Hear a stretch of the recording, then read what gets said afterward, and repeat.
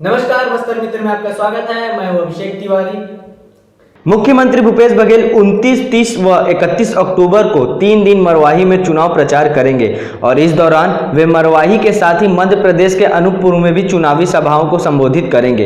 वे मध्य प्रदेश में भी एक सभा लेंगे। 29 अक्टूबर को मुख्यमंत्री भूपेश बघेल दोपहर 12 बजे एकलव्य हाई स्कूल प्रांगण डोंगरिया में तथा 1:30 बजे कोड़गार में जनसभा को संबोधित करेंगे। इसके बाद अजीत जोगी के गृहग्राम जोगीसार में दोपहर 3 बजे हाई स्कूल मैदान में उनकी सभा रखी गई है। 30 अक्टूबर को दोपहर 12 बजे वे अनूपपुर के जैतहरी में सभा लेंगे। महासमुंद के खेत में धान कटाई करने गए दंपति पर हाथी ने हमला कर दिया। गजराज ने किसान को कुचलकर मार डाला। पत्नी ने वहां से भागकर अपनी जान बचाई। बताया जा रहा है कि धनसुली गांव में किसान दंपति अपनी खड़ी धान की फसल की कटाई के लिए पहुंचा था। इस दौरान वहां अचानक दंतैल हाथी आ दमका। हाथी ने दोनों पर हमला बोल दिया। हाथी के हमले से मौके पर ही किसान की मौत हो गई। पत्नी ने जैसे तैसे वहां भागकर अपनी जान बचाई। इसकी सूचना मिलते ही वन अमला मौके पर पहुंचकर घटना का जायजा लिया। छत्तीसगढ़ स्वास्थ्य विभाग ने मेडिकल ऑफिसर के पदों पर भर्ती निकाली है। कुल 300 पदों पर आवेदन आमंत्रित किए गए हैं। आवेदन की अंतिम तारीख 31 अक्टूबर है। आवेदन करने वाले उम्मीदवारों की न्यूनतम आयु 21 साल और अधिकतम आयु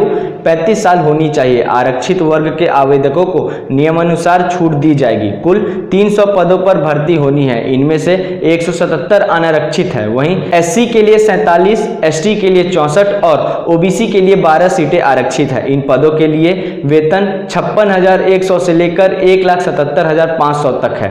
शैक्षिक योग्यता की बात करें तो उम्मीदवार के पास किसी भी मान्यता प्राप्त संस्था से एमबीबीएस की डिग्री होनी चाहिए। एमबीबीएस के साथ साथ पीजी की डिग्री ले रहे उम्मीदवार भी इस पद के लिए आवेदन कर सकते हैं। वन मंत्री मोहम्मद अकबर के मार्गदर्शन में राज्य के वन क्षेत्रों में स्थित नालों में कैंपा मध्य की वार्षिक कार्य योजना 2019-20 के तहत 12,56,990 संरचनाओं का निर्माण तीव्र गति से जारी है। इनमें से अब तक 10,77,382 संरचनाओं का निर्माण पूर्ण हो चुका है। वन मंत्री श्री अकबर ने बताया कि लगभग 160 करोड़ रुपए की राशि से 137 नालों में निर्माण हो रहे हैं। इन संरचनाओं के पूर्ण होने पर 4,25,000 हेक्टेयर भूमि उपराचित होगी। इसमें वन क्षेत्रों के नालों में भूजल संरक्षण कार्य के लिए loose boulder, check dam boulder, brushwood check dam, contour trench, percolation trench, earthen dam, check dam, anicut, stop dam तथा गोबियन आदि संरचनाओं का काफी तादाद से निर्माण किया जा रहा है। छत्तीसगढ़ के सरगुजा विश्वविद्यालय सुप्रीम कोर्ट से मान्यता समाप्त हो चुकी।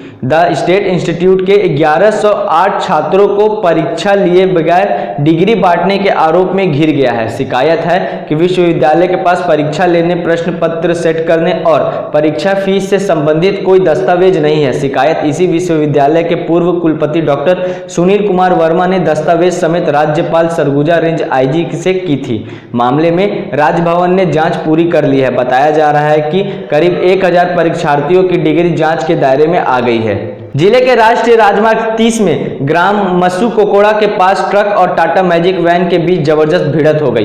इस हादसे में 2 युवकों की मौत हो गई है। प्राप्त जानकारी के अनुसार बीती रात राष्ट्रीय राजमार्ग 30 के ग्राम मस्सू कोकोड़ा के पास हुए सड़क हादसे में टाटा मैजिक वैन में 3 युवक सवार थे, जिसमें एक युवक की मौके पर ही मौत हो गई। वहीं दूसरे युवक को गंभीर स्थिति में अस्पताल लाया गया, जहां उसकी मौत हो गई। तीसरे युवक को सामान्य चोट आई है। मौके पर फरसगांव पुलिस पहुंचकर मृतकों एवं घायलों को अस्पताल भेजा और आगे की कार्रवाई कर रही है। प्रतापपुर जिले के पुलिस ने अवैध रूप से गांजे की फसल उगाने वाले आरोपी को गिरफ्तार किया है। पुलिस ने आरोपी के बाड़ी से 30 गांजे के पौधे बरामद किए हैं, जिसका वजन लगभग 45 किलो है। पुलिस को मुखबिर से सूचना मिली थी कि मनकपुर निवासी सैनाथ पैकरा ने अपनी खेत में अवैध रूप से मादक पदार्थ गांजे के पौधे लगाए हैं। प्रतापपुर पुलिस ने आरोपी के घर दबिश देकर उसके बाड़ी की तलाशी ली, जहां खेत से 30 हरा गांजा, कुल वजन 45 किलो गांजा मिला है। पुलिस ने आरोपी को गिरफ्तार कर उसके खिलाफ एनडीपीसी एक्ट के तहत मामला दर्ज कर लिया है। जिले के अंतागढ़ ब्लॉक के ताड़ोकी थाना क्षेत्र के ग्राम आमा गांव पंचायत में बीती रात नक्सलियों के किसो कोड़ो एरिया कमेटी ने पर्चे फेंका है। नक्सली पर्चे में धान के समर्थन मूल्य 2500 रुपए में और 500 रुपए देने की बात लिखी गई है। वहीं कांग्रेस के न्याय योजना को फर्जी करार देते हुए भाजपा और कांग्रेस दोनों पार्टी को चोर चोर मौसेरे भाई करार कर दिया गया है।